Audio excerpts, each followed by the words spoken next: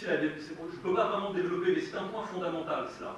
Lorsque un enfant, et ça vous est certainement arrivé, vient vous voir pour vous dire qu'il s'est battu, qu'il a été battu, qu'il a pris un coup en cours de récréation, la première réaction normale, c'est de le plaindre, évidemment. Or, évidemment, ce n'est absolument pas ce qu'il faut. Il faut aussi apprendre, et c'est un peu le rapport aussi avec la culture virile d'une certaine façon, il faut aussi apprendre à son enfant à perdre. Parce que l'envers de la culture de la protection, de la culture maternisante, ça n'est pas la culture, je dirais, du mégalomaniaque, de celui qui vous dira à ses enfants, tu dois être le plus fort, tu dois être le meilleur, tu dois les battre tous, etc., etc. Parce que ça forme des gamins qui sont en général totalement malheureux, parce qu'ils sont incapables d'assumer ce genre de mission à eux tout seuls, et donc se retrouvent dans des situations épouvantables, avec une pression psychologique d'un père parfois qui leur demande des choses qu'ils ne sont pas capables de faire, de gagner tout le temps, d'être le meilleur en course, etc.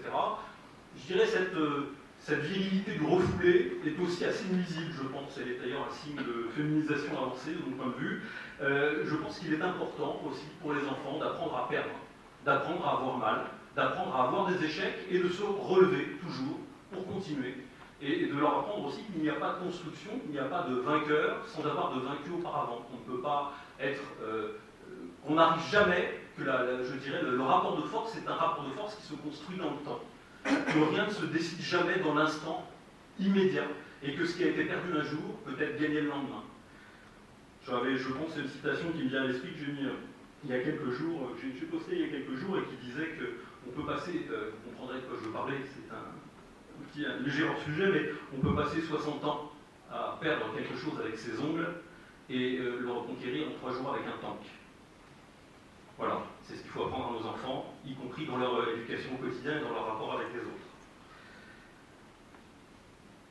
Je vais donc avancer rapidement, je passerai en revue d'autres phénomènes qui sont des phénomènes évidemment lourds, qui contribuent aussi à, je dirais, affaiblir les enfants, en tout cas à les mettre, à les exposer.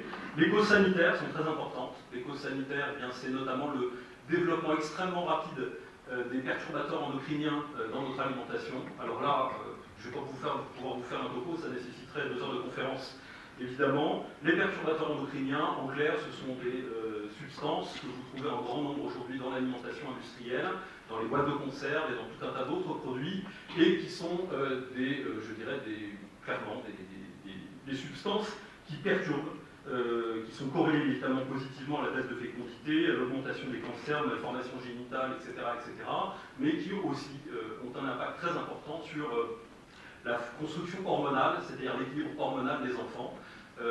Nous avons déjà, et c'est le sujet suivant, des décalages très importants entre les populations de ce point de vue-là. Il faut le comprendre.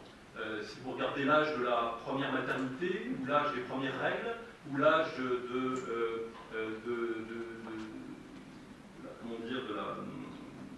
chez les jeunes garçons, de la puberté chez les jeunes garçons, eh bien, si vous prenez tous ces éléments-là et que vous faites des comparaisons statistiques, elles existent dans le monde, on sait bien que toutes les populations ne sont pas égales, n'ont pas le même rythme de développement sexuel, de développement de maturité, etc., etc.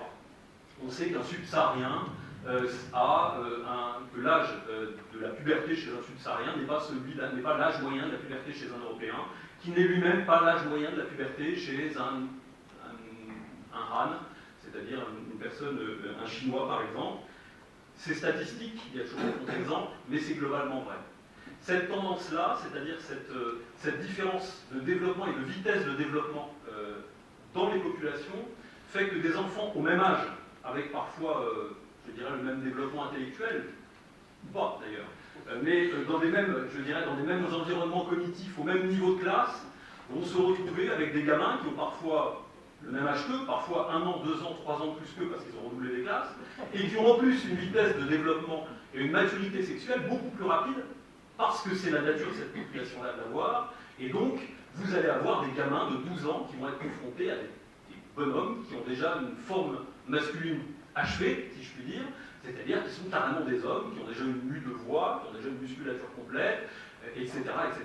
Et évidemment, vous pouvez faire toutes les constructions identitaires que vous verrez auprès d'autres gamins. S'il est confronté à un bonhomme de 90 kg et en plus à 5 bonhommes de 90 kg bourrés de testostérone qui ont 16 ans et que que lui est tout seul, isolé face à ces gamins-là, évidemment, vous comprendrez bien que tous les bons conseils d'éducateurs ou de pères de famille ne pourront rien y changer. Là, la seule solution, c'est la fuite, et en tout cas, je pense qu'il y a des situations qu'on ne peut pas régler avec l'éducation, on ne peut pas régler avec des mesures, avec du bon sens. Il y a des moments où, quand c'est impossible, il faut simplement savoir changer, déplacer son enfant de l'école, ou le mettre dans un environnement scolaire plus adapté pour lui. C'est malheureusement un des cas de figure. Je reviendrai un peu rapidement sur les causes sanitaires aussi. Les causes sanitaires, je vous parlais des perturbateurs endocriniens. Si vous ajoutez ces différentiels de maturité sexuelle qui a un effet extrêmement important, par exemple, sur l'agressivité. Vous savez que l'augmentation du taux de testostérone chez les jeunes hommes, c'est un élément fondamental non seulement de sa construction musculaire, mais aussi de ses manifestations d'agressivité. Si vous avez déjà des différentiels importants entre ces populations, et qu'en plus, pour renforcer cela, vous avez parfois des années de plus à cause des gamins qui sautent des classes, etc., etc.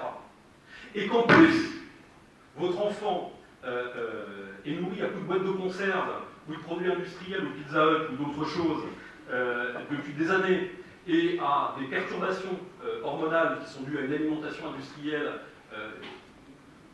je veux dire, là, vous cumulez les handicaps, quoi. Vous cumulez les handicaps.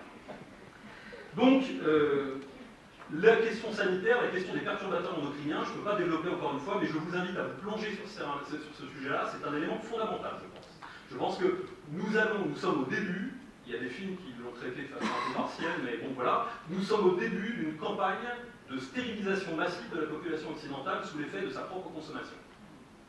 Ça n'est pas une stérilisation violente, radicale, instantanée, mais la baisse de fécondité extrêmement forte des populations occidentales au sens large. Ça ne touche pas que les Européens, les populations dites de race blanche, ça concerne des catégories de populations qui vivent dans un système occidental, et donc voilà. Eh bien, cette tendance est une tendance lourde, et je pense que ça commence à devenir un sujet, mais un rapport de l'Organisation mondiale de la santé qui vient d'être publié pointe les ravages de développement de ces perturbateurs endocriniens sur notre société, sur nos équilibres, et je pense qu'on n'a pas terminé d'en entendre parler. Je terminerai simplement et malheureusement je n'ai pas du tout pu l'évoquer, en vous parlant rapidement de sport et de conditions physiques. C'est un élément fondamental, pourquoi? Parce que c'est l'occasion d'exposer l'enfant, c'est l'occasion de confronter l'enfant avec le monde réel. Bon, c'est bien de lui faire du tennis, mais si vous voulez, l'enfant, en faisant du tennis, pourra certes rester en forme, peut-être courir, il aura plus d'un côté que de l'autre d'ailleurs, mais bon. Mais en faisant du tennis, ils n'apprendront pas la confrontation, ils n'apprendra pas le rapport physique. Il ne se fera pas marcher sur la main dans la boue, il n'aura pas des projections de terre sur la figure, etc., etc. Vous me voyez venir, évidemment, oui, mes deux filles sont de rugby. Je pense qu'il est fondamental que les enfants aient des activités sportives, et un enfant qui passe 6 heures ou 7 heures par jour sur les bancs, en pleine période de formation, sur les bancs d'une école, sur les sièges d'une école, pour se retrouver 2 heures le soir devant la télévision et un ordinateur, n'attendez pas, jamais, que cet enfant soit capable de se défendre seul dans un environnement multiculturel violent. C'est mission impossible. Je pense que nous pourrons parler du rôle de la télévision, bien évidemment. Nous aurions pu parler rapidement aussi de la question de la perception de l'agressivité par les individus, je dirais, plus intelligents et plus introvertis. Vous savez que c'est des questions de nature de population. Vous avez des populations qui sont par nature très extraverties, où la distance entre un homme et une femme qui se parlent n'est pas la même que dans d'autres, où lorsqu'on se parle, on utilise un certain niveau sonore.